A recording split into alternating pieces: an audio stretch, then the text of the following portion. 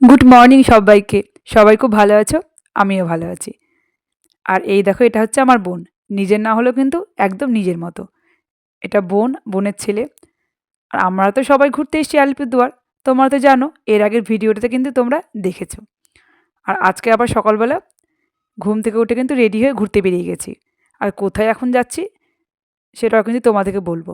তার জন্য কিন্তু পুরো ভিডিওটা তোমাদেরকে দেখতে হবে।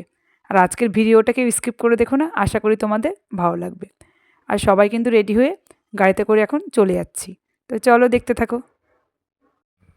তোমাদেরকে তো গল্প করলাম, কোথায় ঘুরতে যাব সব তোমাদেরকে বলবো। তো সকালবেলা কিন্তু রেডি হয়ে বেরিয়ে গেছি।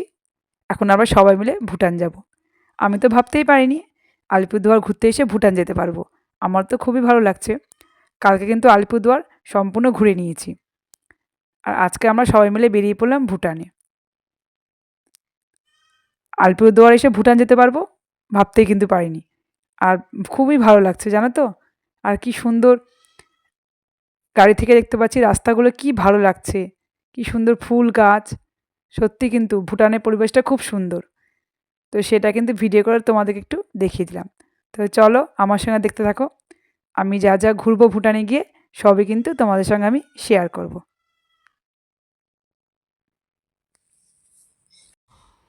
এইমাত্র গাড়ি থেকে নামলাম।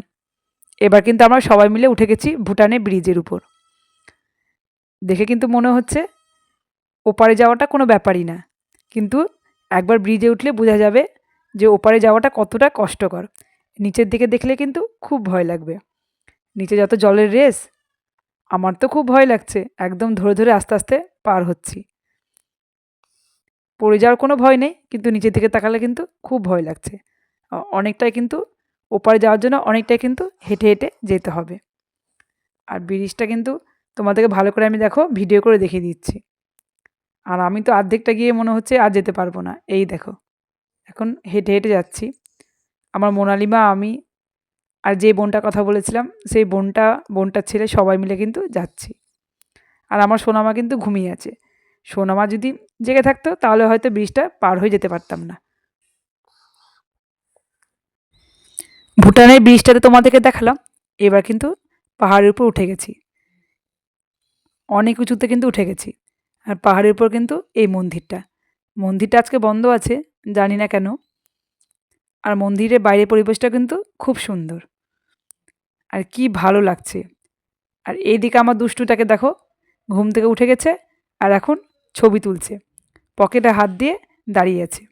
আর পাপাকে বলছে, পাপা তুমি আমাকে ছবি তুলে দাও। আর মন্দিরটা কিন্তু অনেক বড় আর কিন্তু খুব সুন্দর। আর তোমাদেরকে তো বললাম মন্দিরের বাইরের পরিবেশটাও কিন্তু খুব সুন্দর। আর দেখো কি সুন্দর ফুল। ফুলগুলো কিন্তু খুব ভালো লাগছে। আর অনেক বড় কিন্তু মন্দির। মন্দিরটা যদি খোলা থাকতো তাহলে ভিতরটা তোমাদেরকে দেখাতে পারতাম। যেহেতু বন্ধ আছে সেই জন্য কিন্তু বাইরেটা তোমাদেরকে ভালো করে আমি দেখিয়ে দিচ্ছি। আর মন্দিরটা কিন্তু খুব সুন্দর।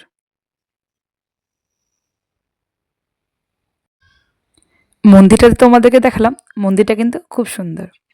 আমার সোনামা তো মন্দির থেকে আসবেই না। আমার সোনামা কিন্তু অনেক ছবি তুলেছে। এবার দেখো তোমাদেরকে পাহাড়টা দেখাবো। পাহাড়টা কি ভালো লাগছে। যেমন উপর থেকে নিচের দিকে তাকাচ্ছি, বুঝতে পারছি যে আমরা কতটা উঁচুতে উঠে আছি। পাহাড়টা কিন্তু খুব সুন্দর লাগছে। আর দেখো ভালো করে একটু ভিডিও করে তোমাদেরকে পাহাড়টা আমি দেখিয়ে দিলাম। সত্যিই কিন্তু পাহাড়টা এত ভালো লাগছে। পাহাড়টাতে তোমাদেরকে দেখালাম। এবার চলে এলাম ভুটানের বাজারে। আর কি সুন্দর সুন্দর ব্যাগ, শুধু ব্যাগ না, আরও কিন্তু অনেক সুন্দর সুন্দর জিনিস আছে। চলো তোমাদেরকে আমি দেখাচ্ছি। আমার তো ব্যাগগুলো খুবই ভালো লাগছে। শুধু ব্যাগ না, সব জিনিসগুলো কিন্তু খুব ভালো লাগছে। এই দেখো কত সুন্দর সুন্দর জিনিস। আর সব জিনিসগুলো কিন্তু খুব ভালো লাগছে। আর আমি তো সব ঘুরে ঘুরে দেখছি। আর এই পুতুলগুলো দেখো ছোট্ট ছোট্ট, কি ভালো লাগছে। সব কিছু কিন্তু খুব সুন্দর। অনেকক্ষণ কিন্তু ঘোরাঘুরি করেছি। এবার কিন্তু খুব খিদে পেয়ে গেছে, তাই চলে এলাম খাবার খেতে।